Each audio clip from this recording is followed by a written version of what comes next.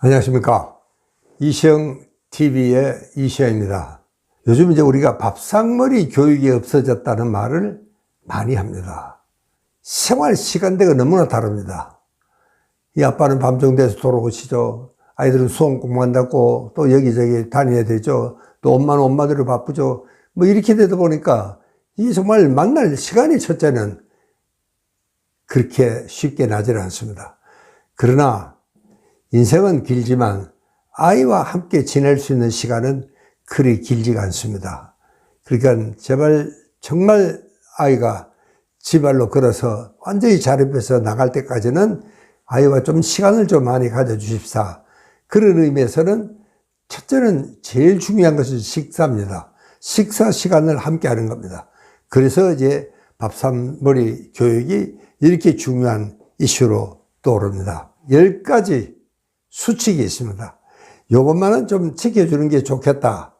다 그렇게 될 수는 없습니다. 그러나 그런 노력은 우리가 함께 하자 하는 그런 뜻에서 제가 이 표를 만들었습니다. 첫째는요, 한 일주일에 한 2번 이상은 온 가족이 함께 식사하는 시간이 있었으면 좋겠다. 제 경우를 생각을 해보니까 그게 참 쉬울 것 같으면서도 잘 안 되더라고요. 그 다음에 이제 엄마가 조리한다 하는 생각을 버리시고 가족이 함께 준비하고 조리하고 또 함께 밥상을 차리고 또 함께 밥상을 치우는 것까지 우리가 함께 해야 되겠다. 그 자체가 바로 그러는 동안에 서로가 자연스러운 대화도 되고 그게 바로 좀 가족이라는 하나의 단위를 머릿속에 그려낼 수가 있습니다. 아, 우리는 한 가족이다. 원 패밀리구나 하는 의식을, 동료의식을 이렇게 가질 수 있겠다. 그리고 정말 가급적이면은 뭐 예외 없이 TV는 꺼야 됩니다.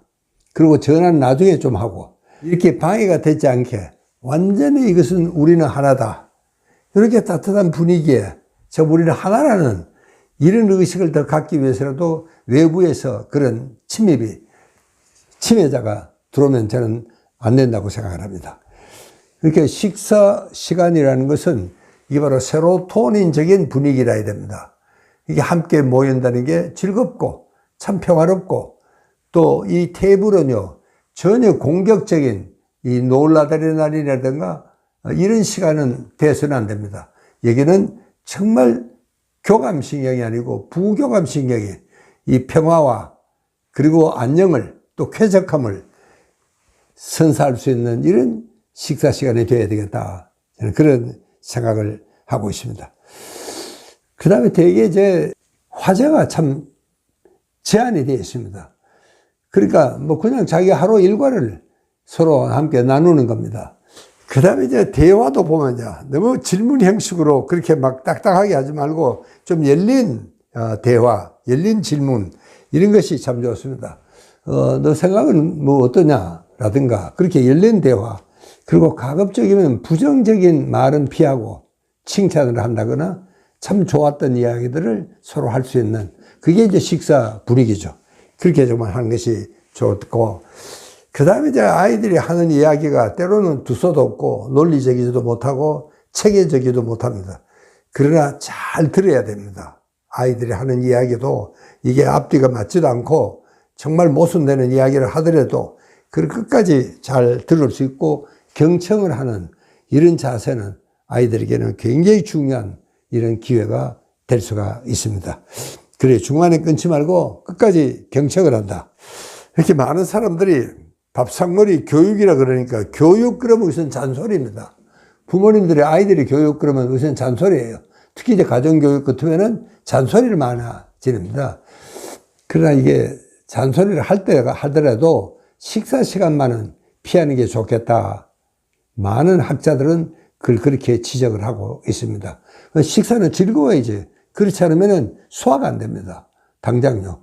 여러분, 기분 나쁜 사람하고는 이 밥을 먹지 말라는 말도 있습니다. 꼴 보기 싫은 사람하고는. 괜히 소화가 안 돼요, 진짜.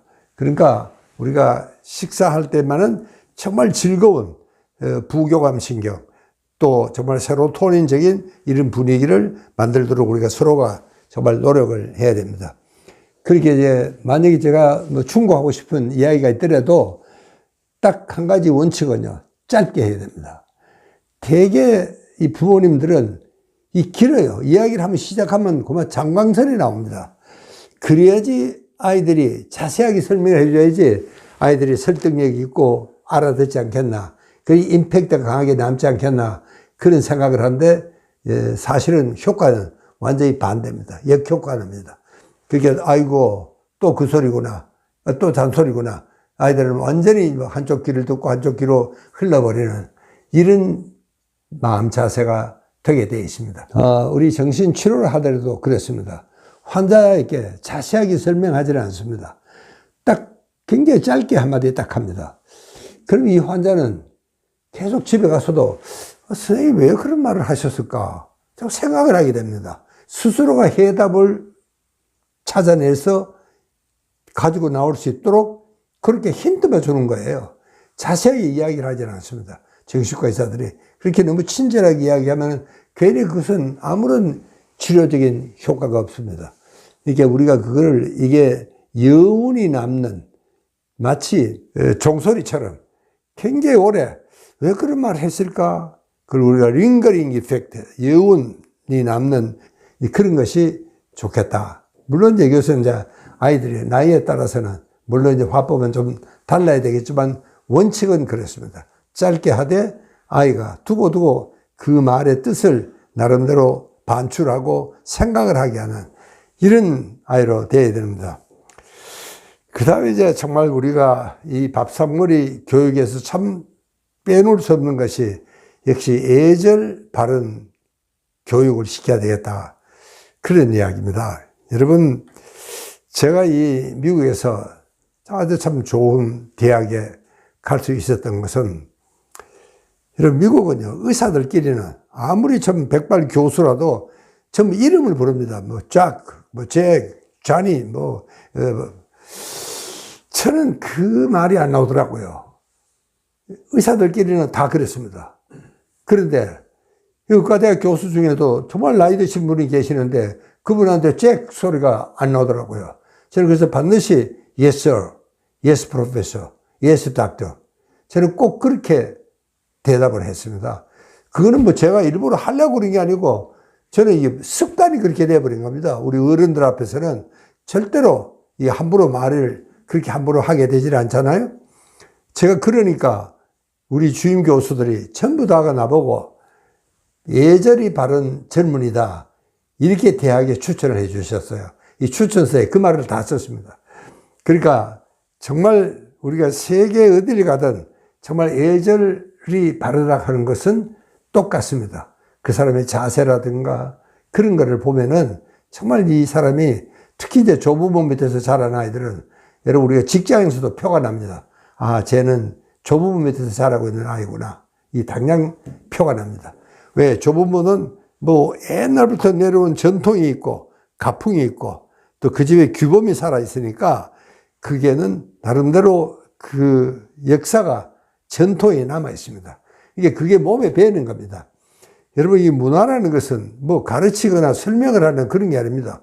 그냥 자기가 그 속에 살면은 절로 몸에 배고 익히게 되는 것이 문화입니다. 이 아이들은요, 확실히 다릅니다. 조부모 모시고 온 아이들은 윗사람을 대하는 태도가 다릅니다. 당장. 그리고 정말 인사도 참 잘하고.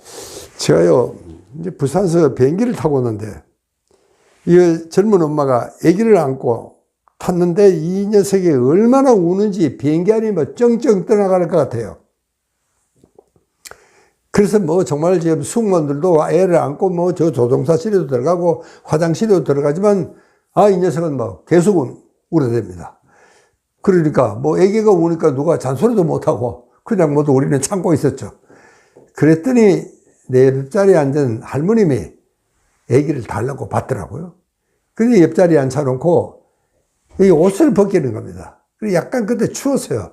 그렇게 이 엄마가 얘 감기들까 싶어서 얼마나 싸놨는지 애가 더워서 울었던 겁니다. 그거를 이 젊은 엄마가 알 택이 없죠. 그게 이 할머니가 애 옷을 다 벗기고 그 다음에 수건 가지고 이렇게 닦아주니까 땀을. 그러니까 이 아이가 새근새근 잠이 들었습니다. 이 비행기 안에 모든 사람들이 정말 감동을 했겠죠? 저도 사실은 바로 옆자리에 앉아서 지켜보는 입장에서도 아하, 정말 이게 정말 나이 든 분의 슬기고 지혜구나. 그래서 우리가 정말 노부모를, 조부모와 함께 사는 생활을 저는 정말 이 밥상머리 교육을 하다 보니 그 생각이 나서 제가 말씀을 드린 겁니다. 감사합니다.